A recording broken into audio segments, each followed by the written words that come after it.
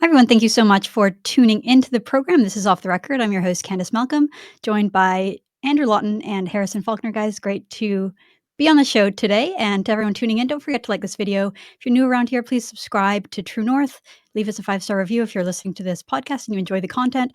Don't forget to head on over to our website, tnc.news, to get our newsletter so you'll never miss an episode or any of our news stories. Okay, well, welcome to Friday. Happy Friday, guys. And I want to start by talking about what Harrison was just alluding to. This hour has 22 minutes, which is one of the cringiest shows on television, and it's been on television for a long time, and it's just surprising that it's still around. It kind of disappears and then it comes back. I don't know if they have a weekly show or not, but this one kind of caught my eye. So they had a journalist, I believe it was out in Halifax, and basically this guy went to a Pierre Poilievre conservative rally to try to, I don't know, clash with Pierre or own Pierre. It was a pretty sad, feeble attempt. So let's watch that video, and then we'll see what you. I tried to get Pierre to notice me by playing it cool, but I did have to stand in line with my fellow patriots. Wow, Pierre Poilievre, such an honor to meet. My name is Dan, I'm with 22 Minutes. It's so nice to meet you. Canada's next Prime Minister and laser eye surgery success story. Congratulations, I think you're doing an amazing job. If it was up to me, you'd be the leader of the opposition for the rest of your life. Well, I won't be, sadly for you and you and your, but you know what? You'll have to earn a living rather than getting it from taxpayers' money. I love that you're cracking down on crime, all right? I love that you're cracking down on murderers, thieves, CBC journalists. I love that you're cracking down on axing the tax. This is why your ratings are so terrible. All right, my friend. No, I think that's heartland. Listen. Okay, thank you, sir. Pierre, we love you, Pierre. So I don't see much of a difference between the CBC here and like what the Rebel does sometimes. Like I just, they show up at an event, crash the event. At least the Conservatives let them in the door, and they let him get that close to Pierre Poilievre. Not much of a comedy routine there. Andrew, what's your take? Well, they didn't. They let him because they didn't know who he was, because he just looked like some random guy. It's brutal because it's like that old Marge Delahunty bit that Ezra Levant, actually back at Sun News, just did the best like parody of that I've ever seen. We'll have to play that on a future episode. But the bit is just going up there and then being there. It's not actually like they've thought through the process of what you say when you get there. The only thing kind of resembling a joke was you're cracking down on thieves and murderers in the CBC, which is kind of an endorsement, to be honest, of Pierre Poilievre. My only dislike is that Pierre, who was always so quick-witted, he flubbed this line that he was about to give at some point, where he's like, well, you and your, and he just couldn't sum, so he pivoted because he couldn't come up with what he was going to say. So, but it was just an awkward, cringy exchange, and it won't be funny at all until 22 Minutes puts in the laugh track. Well, you know what? It seemed as though I disagree with you, Andrew, because I thought the better joke was the laser eye surgery success story. It feels like he had that one lined up. Oh yeah. He had two lines. You're right. So he had that one lined up. He was like, I'm going to deliver this to Pierre. It's going to be great." And then when the response came, the mask slipped. Right? He just kind of went back into activist mode. He went back to being a CBC employee. He had his joke set up, and then it just kind of went downhill from there. He goes, "Oh, you're cracking down on CBC journalists. Why do you do that?" But it was too bad. I wish Pierre had a stronger delivery, but it's just a classic moment. The guy can't even hold his character. The mask slipped, and he went back to activist mode. No, that's so true. And they make the story all about themselves. It's like you think like the average person sitting at home is like the thing they're worried about. Pierre Poilievre is like, oh, he's cracking down on murderers and CBC journalists. Like I don't think that even people watching CBC in 22 Minutes are concerned about his apparent supposed crackdown. Meanwhile, they let them in the room. I mean, Andrew, you say that they just thought he was a regular guy, but he had a camera crew, did he not? I looked like it was just cell phone video. Okay, well then, Yeah, how but did also, they but also if you walk in with like a CBC, if you walk in with a broadcast like CBC camera, they'll just be there, right? They'll be there regardless. So they can bring a second camera with the CBC logo and film it, and they wouldn't know any different. Yeah, well, I mean, But it's not a news production. It would be one of their TV, like their entertainment productions. But the one thing I'll say though, I would love to find out how much, because those photo lines stretch on for hours, Mhm. and ACTRA union wages are not small. So I'd love to know how much that actor got paid in overtime just to like stand in the photo line and be at the Pierre Poilievre rally. Yeah, you should do an ATIP, Andrew. We should find that Yeah. out. Yeah, we'll see. I know it's a private production company that does it. That's how they get around it, but I'll see if there's something we can figure out there. No, it's interesting. I mean, look, I think that the fact that they sent a comedian to go in there and try to get under Pierre's skin, he handled it pretty well, right? He had a good comeback. The fact that the guy's like openly partisan, saying, you're a conservative, and I hope you remain the opposition leader forever. Like, you're a CBC journalist. You're not really supposed to be partisan, like telling someone, I hope you lose the election, and if it were up to me, you'd always be in opposition to the conservatives. But the fact that Pierre laughed that off and had a response, I think he did fairly well. And I would normally just say that the CBC is uber biased and that they only pick on conservatives. But I think this might have been the first time, at least that I've seen, the CBC actually took a run at Justin Trudeau, and surprisingly, they actually captured him pretty well, captured his essence pretty well. So this was a clip that I believe came out this week here, March 13th. So this is a week old now. But let's see how the same group, 22 minutes, mocked Prime Minister Justin Trudeau. I don't care about housing or pharmacare or any of that stuff.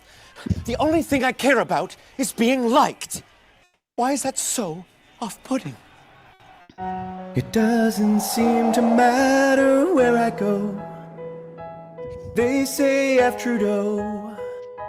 No one's ever satisfied. Oh, I'm a simple man without a spine. Don't bring up Palestine. Voters are running to the right. Should I step aside or fight? 'Cause I'm just in. Everyone says I'm a has-been. Is it my legacy to overspend and ravage the economy? Harrison, what's your reaction to that? When I was watching that, I was just thinking, we need like a private comedian or comedy organization to actually do this job, right? This shouldn't be in the CBC. There should be a company that is doing this, because the material there is endless. We've had 8-9 years it'll be of this guy giving up just absolute perfect opportunities, throwing softballs to comedians, and yet the only group that is doing this is CBC. So I just watched this thinking, it's okay, but we should have had at least 4 or 5 a year of these great comedy sketches about Trudeau. And if it was a private company, they probably would have done a good job.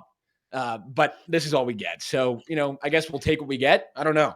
So I actually have the solution to this, to the bad comedy writing at CBC. What they need to do is reallocate resources. So we have talked about not on this show, but on other shows at True North, this CBC series called First Person, where they bring in these submitted contributions from people in Canada. One of them, losing at gambling didn't deter me because I held on to hope that I would strike the jackpot someday. One of them, I haven't cut my hair in 13 years. It's an act of defiance and connecting with my African roots. Another one here, Canada is winter. With our warming climate, I feel like I'm losing a part of me. They just need to get their first-person contributors brought onto their writing team, because this is real comedy here, not the stuff 22 Minutes is doing. This is where the laughs are at CBC.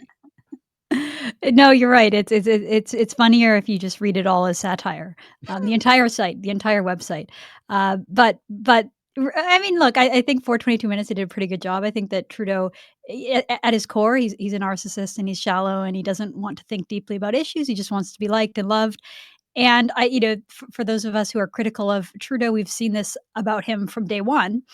And it's like, it took the CBC like 8 years to conjure the courage to depict him in this way, which I think at least, the video was cringy, and I didn't like the fact that the guy didn't have a shirt on. That was repulsive. But overall, it was pretty good, pretty funny. Your point, though, if I can do the worst thing possible, which is just try to make a serious, philosophical point about something that's supposed to be funny, there is a lot of truth to the fact that CBC did wait so long, because comedy used to be the biggest anti-establishment tool that you could have in your arsenal. It's the way that you take aim at authority, you punch up. And what CBC and I would say a lot of mainstream comedians are doing now is the opposite. They want comedy to be a vehicle for whatever the establishment position is. So now that it's unpopular in Canada to like Justin Trudeau, they'll decide to poke some fun at Justin Trudeau. But where were they when it was, I don't want to be too dramatic to say brave or courageous, but where were they when it was, going against the grain to do that? Yeah, No, and you're I right. think they know, like all journalists must know this about Trudeau, even his staff, that the best way to get under his skin would be to make fun of him, to mock him, right, and to mock him with a larger audience. So Yeah. they had the opportunity to do this, and I think we would have been better served if they had been doing this. Obviously, we would have been better served if they had been doing this for years, because that would be the best way to get under his skin, to actually make something happen with Justin Trudeau, is to just continuously mock him. The Americans did that with Trump for every day until they basically ruined their own careers, these stand-up comedians and these late night talk show hosts. The material was endless. Every single day you could have made a hilarious video about Trudeau over the past 8 years. Mhm. And they just weren't able to do it. But that would have been the best way to actually get under his skin. Right, well, Tucker Carlson made this point when he spoke, I believe it was in Calgary, and he just said, "The people who lead your country, Canadians, are so absurd and so ridiculous, they deserve to be mocked, and that's how you maintain some power over them, because that's the one thing that they can't handle." And I look back at, again, just not to be too serious about it, but you look back at Saturday Night Live and the history of that show, one of the components has always been mocking the president, making fun of the president, and then in 2008, when Barack Obama was elected, they just didn't know what to do. And they had to completely abandon that, and they stopped mocking him, and it's like, Barack Obama is a pretty mockable character. You can make fun of him. He has a very distinct way of speaking. He's kind of out of touch in so many ways. It's easy to make fun of him, but they never did. They refused to, right? And then all of a sudden Trump came in, and they went, like, really over the top with their depictions of him. I think Alec Baldwin was basically brought in full time to be their, like, Trump impersonator.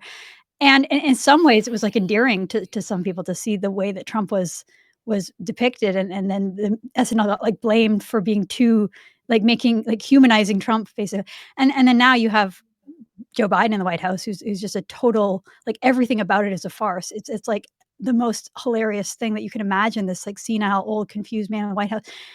And they're kinda like, they barely touch it, they barely go after him. So, I think that the comedy, as you pointed out, Harrison, the whole comedy field has shown their true colors, that they're just partisan hacks. They're not really comedians that are there to, poke against, power and, say the uncomfortable things that we want comedians to say. Yeah, and not to make it too American, of course, but I just found that especially SNL's coverage after the State of the Union was really telling, right? They had Biden. Biden made his own gaffes in the speech, but they basically spent the entire Saturday Night Live episode going after the Republican response video, because that in itself was cringy and absurd as well. But again, as you say, they show their colors. These comedians can't really they can't really be trusted to do an honest job, and that's why I think we need to have like, where's the Second City guys doing videos about Justin Trudeau, or the other comedians in our country? We used to be good. Our country used to be known for having some of the best comedians. And there's just so much material there for Trudeau. I wish we had this for the past 8 years. Have you guys seen, just totally off topic, but have you seen any of the Israeli, like kind of the Israeli version of 22 Minutes, their clips mocking like Hamas and the media's treatment of Hamas? Like, that's real comedy. If you haven't Yeah, those seen are any of good. that, take a look into some of those clips. Yeah, no, those are funny. In some ways, they're more effective than the ones that are giving you a lecture, because they just show how absurd the coverage is. One of the things I liked about the 22 minutes clip, though, is that they showed this side of Justin Trudeau, that is obviously true, that people in his inner circle, people know about him, which is that he's kind of, like, unhappy with being prime minister right now, and it was really telling. They put out that clip again on March 13th, and then on March 18th, I know both of you fellows covered this on your shows, but there was an interview that Justin Trudeau did, speaking in French, but he basically just said he thinks about quitting, and that his job is crazy, and that it's boring, and that he doesn't like it. And basically that it's just like a huge personal sacrifice for him to be prime minister, and he just doesn't even know if he wants to do it anymore, which to me is like, really? Because when I look at him, I see a power-hungry tyrant who will, like, clench to power till, like, the day he's removed from the throne. But apparently he has this other side, that just feels sad and doesn't wanna do anymore. Andrew, what do you think? No, to be honest, he's very relatable, and I realized in that interview how much I have in common with him because I also think about him quitting every day. Okay, Well, good. I thought you were gonna say you could think you quitting Trudeau. I was like, "Wait, no, you can." No, I think that it was bizarre, and the point that I took on it, not to belabor the stuff I shared on my show, but was that his permanent orientation is that he is the victim and that he can do no wrong. So when there's, a blackface, it's a community learning opportunity for the whole country. When it's SNC Lavalin, it's, well, the story in the Globe and Mail was false. Like anything that comes up, he is the child that can point to someone else and find a reason why they did it and not him. And I think this is really an extension of that, because what he's doing here, he's saying that he's the victim. He is the victim. He is the Prime Minister of Canada. He has had effectively unfettered reign over this country for 8 years, and he is still somehow a victim in that. I've had some time to think about this. I talked about it on my show as well. And at first, I assumed that it was like a classic Trudeau kind of gaffe moment, that he just said what was in his head and didn't realize what it meant and how crazy it is to say that about being prime minister. But now I've come to realize that I think it was an intentional. I think he meant it intentionally. I think it was an effort to try to appear, relatable and human to Canadians and say, yeah, this is a job that sometimes I think about quitting. Because then he said after, no, but I can't quit because the fight is too important. The climate fight, the women's rights fight is too important. Now, if that was intentional, I'm not going to give him the credit to say that he came up with that himself. That was probably one of his genius communications advisors who said, yeah, you should make this the new communications line, that you're just like Canadians and you think about leaving your crazy job every day. If that was intentional, that is the worst communications strategy ever deployed, I think. I mean, how can you end up on the side of 70% of Canadians who want you to resign when you say you think about quitting every day? It's just so pathetic and weak. And I really believe that he did it intentionally. Yeah, He thought this was going to be good. I was thinking about that too, Harrison. Sorry if I was cutting you off there, but No. it's like, this is a government that is incredibly disciplined when it comes to messages, right? It's like Justin Trudeau will repeat the same thing over and over and over and over and over and over again, and the cabinet won't answer questions. Like they'll be asked a question and they'll just say something totally different that has nothing to do with questions. Like everything they do is deliberate. Everything they do is like been run through the spin machine and been poll tested. And then seeing this kind of moment of vulnerability from Prime Minister, I think you're right. I think that the idea was that, like, we're supposed to feel sorry for him and that he's showing vulnerability and that he's a real person and that we should have some empathy for him or something like that. I think it was intentional. Andrew, final word to you. No, I think that you're right that it's deliberate. It wasn't an off-the-cuff thing. One of the bigger trends, I think, is that he's always far more candid in French than in English. Mhm. Like and I wonder if it's deliberate because he knows that it's harder to play the clip. Or in this case, we had fighting between, a PMO staffer and other people about what the translation was Right. of his comment. But the thing, like even his comments in 2021 about, the unvaccinated and being racist, misogynist, those were in French. His comments here in French. And obviously it's a bilingual country. Sometimes clips are going to be in both languages, but it seems like he's far more candid when he's speaking to French journalists. Yeah, I don't know if that's because he's more comfortable in French or if like you're saying, like he knows that it can't be spun in the English media. But yeah, there was a weird element that he used the word plat, which it's a Quebec slang, and it can either mean boring or like disappointing. And so a BBC article originally said that it was boring to be prime minister, and then I guess PMO yelled at them and they changed it to it's challenging to be prime minister, which I don't think that plat is a translation of challenging, but interesting that was something that came out of it. Yeah. Yeah, everybody in the comments of my video, these Quebecers, they were like, no, he said it was boring. Like that word means boring. And if you take it like directly, that's what it means. So to assume that the BBC were being, malicious in their translation, intentionally trying to get big clicks out of this, I don't think they did that. All they did was take the direct translation, which is it is super boring. It's not that it's super tough. That's what it means. So I mean, this is a classic spin job. This is, I said I felt bad for the communication staffers because they came up with this strategy and then they had to work overtime all night on Friday, all weekend, trying to make it seem as though, BBC was intentionally to translate Joe and say he thought it was super boring. That's what it means. Like, that's what he said. Yeah, and even just to take that a little deeper, it's like, how could you think that the prime minister's job is boring? Like, it requires so much work to understand, like, all the different elements of the federal government and keep on top of all the things that are happening with your cabinet and your objectives and all of caucus. Like, it's a huge, huge job.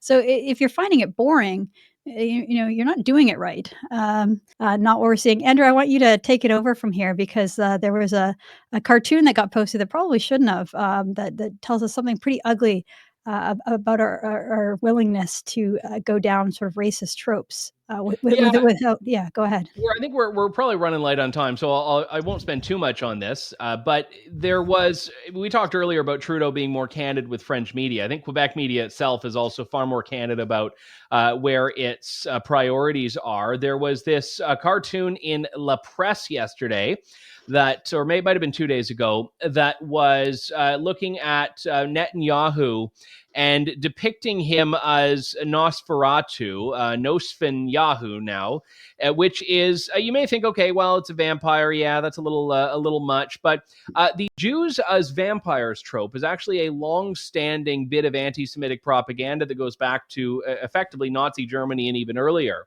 And this is basically as directly and explicitly anti-Semitic as you can get. Now, political cartoons obviously are not meant to be nice, and some are going to be a little bit more edgy, but this just went far beyond any of that. And again, this is not a censorship discussion. No one's saying they don't have a legal right to do that. We're talking about questions of taste. Would they ever depict, a Muslim leader like that? Would they ever depict someone of that religion like that? The answer is no, but Jews are fair game. And I think Quebec is certainly taking that up. Now, they did apologize for this, but the apology is always a little bit thin when it comes after something has gone through as many layers. I mean, even True North, which is a scrappy little upstart, we have a couple of layers on everything that we publish.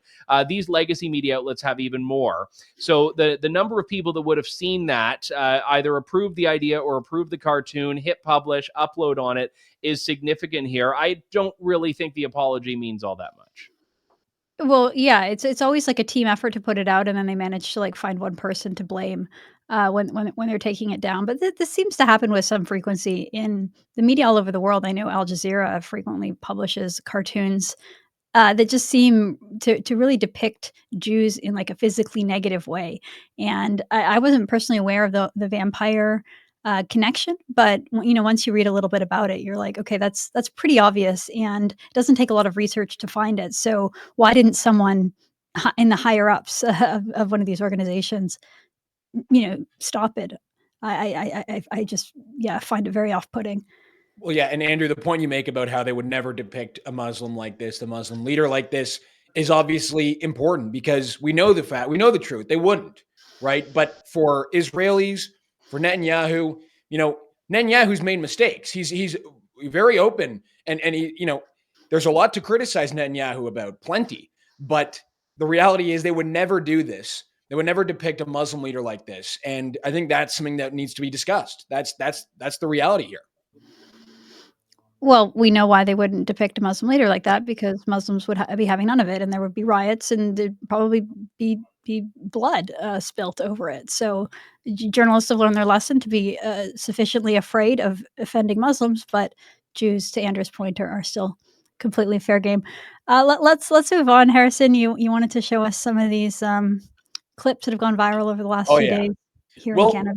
If you have any issues, or if you've been paying attention to the mass immigration debacle that has taken over our country and is destroying our working class jobs, basically, take a look at this, because we've done videos on this before, but I have to show you this lineup for a warehouse job outside of an LCBO. I think it's in London, Ontario. Take a look at this. This is just what we've been seeing now, basically, at any of these minimum wage warehouse style jobs. Service industry jobs. Look at this. You have international students and temporary foreign workers lining up as far as the eye can see to try and get these jobs. Now we can go into all the details behind this, but the reality is we've talked about it at length before on all of our shows. This is just getting out of hand. This is obviously getting out of hand. The people who come to this country don't expect that this is what they're going to end up having to do. And it's also having a serious impact on Canadians. Candice, I know you've talked about this recently in an interview. What were your thoughts when you saw that video? That they don't know how to queue. They're pushing each other. It's like, that's not how you. This is Canada. It's a civilized country. You cannot push people while you're waiting in line. I remember I was traveling once in Eastern Europe, and I was waiting to get on a train, and all of a sudden, like, people started kind of like cutting in front of me, and I was like, "What is going on?" Like like the fact that we have orderly lines in Canada is like a very Western thing, I think. And then Yeah. as soon as you kind of step into other parts of the world, you realize that they don't have the same basic decorum of, like, whoever comes, the next person goes next person goes next. And seeing those people push to get in, I was like, "Oh, I'm glad I'm not there." On a serious, deeper level, though, I mean, I think that both of these jobs are required people that don't really speak English, right? They're warehouse jobs or fixing tires or something like that. I think it's a huge problem, the fact that we have so many young people that, I believe that those people are immigrants or international students. Maybe they're all Canadians, I don't know, but it just strikes me as not a good sign when you have that many young men who don't have jobs, who want jobs, who need money, and, there's only so few of those kind of service jobs available in the economy.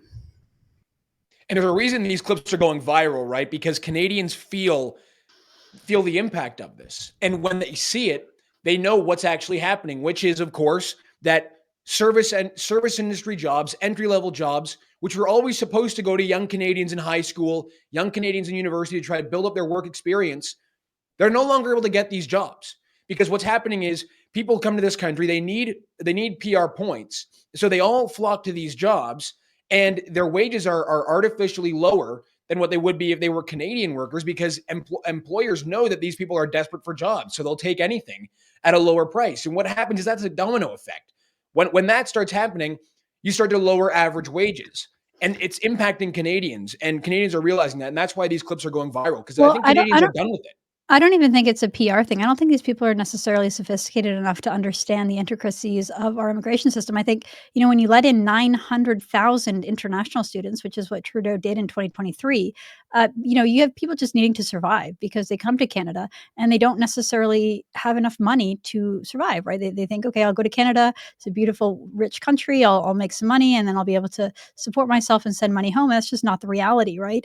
And just the very fact that we have that sheer number, 900,000, my guess is the majority of which are in Ontario, in the GTA, is just, to your point, Harrison, a huge supply and demand mismatch. I'll just say one final point. I studied abroad in Australia when I was in school, and my student visa did not allow me to work. It very implicitly said that I could not work. I could only get a job on campus. And, that I knew that going in, and I was prepared to not have a job while I was there. I was there to study. But I know a lot of people who also came, they were used to working, whatever campus they came from, whether they were from Canada or the US or Europe. They wanted to get a job to have some spending money, and they couldn't because the visa didn't allow them. In Canada, we don't have any such restrictions. So the idea is that they can come and study like 2 hours a week and then work 40 hours. And then so they come to get a job, even though they don't have a visa that's supposed to be economic. They don't have a visa that's supposed to allow them the economy. It's like a loophole. They just become an international student, enroll at any university or college or trade school or anyone. A lot of them are scams. And then you have this kind of huge overflow of people trying to get like very low skill jobs, and it's not good. Well, there's no smooth segue to this next story, but we're going to do it anyway. Folks, the fish wars are well and truly on in Newfoundland. I talked about this on my show yesterday, but I want to just bring this up again because this is a story that deserves national media attention. I don't think it's getting national media attention, but it really deserves it. In Newfoundland, for the past 5 days, fishermen have been protesting outside of the Confederation building in St. John's. They're protesting because there is basically a cartel that is controlling the sale of fish in that province. You can only basically sell your fish to about 2 companies who then artificially jack up the price of that fish in the market. And what's happening is fishermen who have been at this for decades now, most of them are now in their 50s, they're poor. They're struggling to put food on their own table, and they're not able to actually do the job and live the life they were living because of what's been going on in Newfoundland. Well, they had enough, and they've been protesting outside Confederation Building in Newfoundland over the new budget. And you have to look at this because this is what we're seeing in Canada now. If you are protesting against government measures from the federal government or even the provincial level, especially the Liberal governments like they have in Newfoundland, well, they treat you a lot differently than they do if you're protesting for Hamas, for example. You see, these fishermen who are peaceful, the entire time they were outside of the Newfoundland Confederation Building, all of a sudden, the Royal Newfoundland Constabulary brings out the horses, just like they did in Ottawa. And here you can see some footage of what that protest looked like outside of the Confederation Building.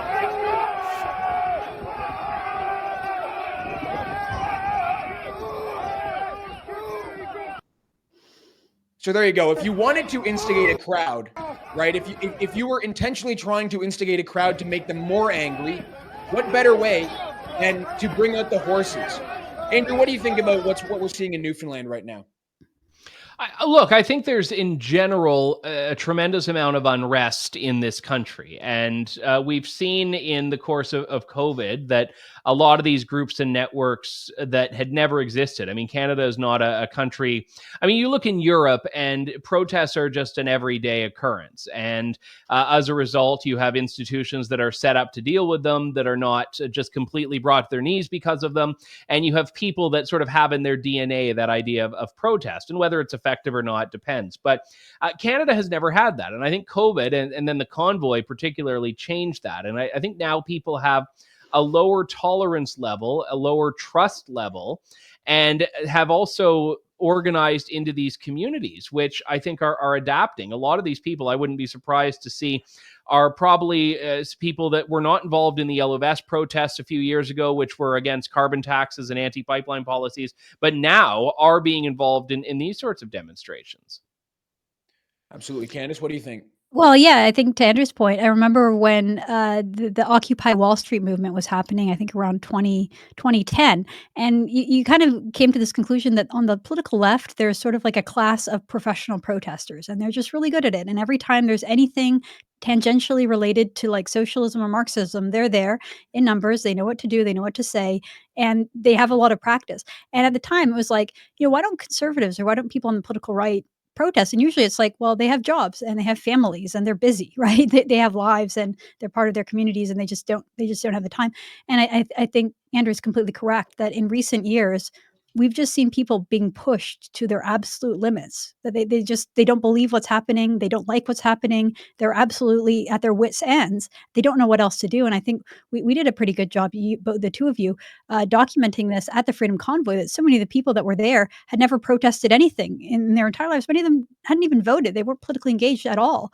And I think that you are seeing this sort of new awakening consciousness of people on the political right saying, okay, well, we've seen the left do this for decades, and they seem to be winning and getting what they want a lot more than we are. So it's time for us to wake up and do it as well. And I don't think that the establishment quite know what to do about it. Right? It's like that's why they smear people protesting on the right as being fascist and whatever else.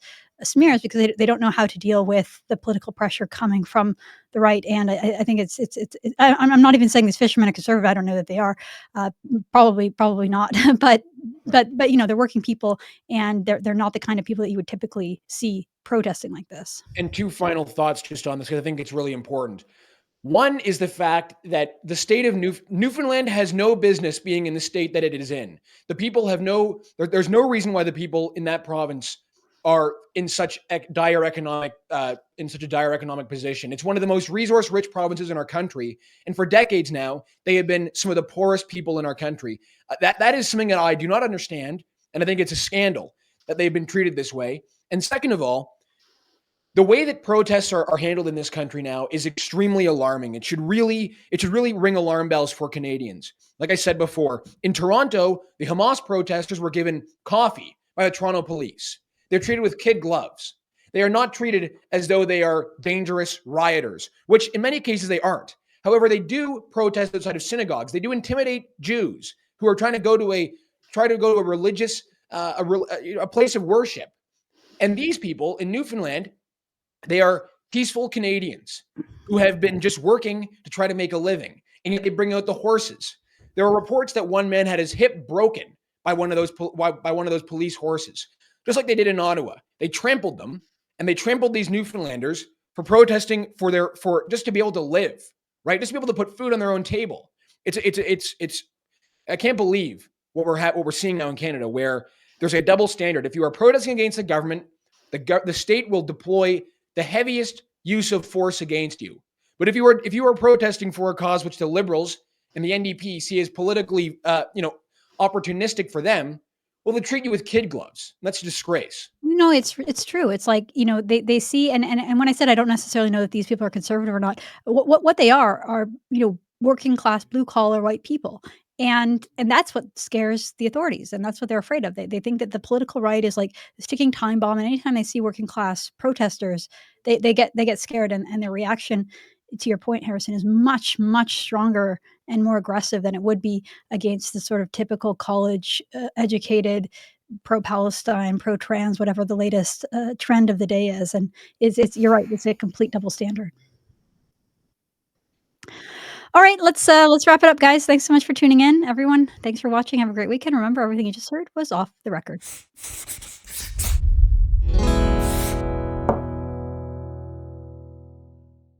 There. I didn't say anything that was going to get bleeped this time. I don't think. I don't know. Congratulations. Sometimes it just slips out. You never know. maybe if we all bring back some booze on the show, then we'll get more moments like that, Andrew, from the last show. Yeah. Yeah. No, I hold my liquor well. I'll have you know.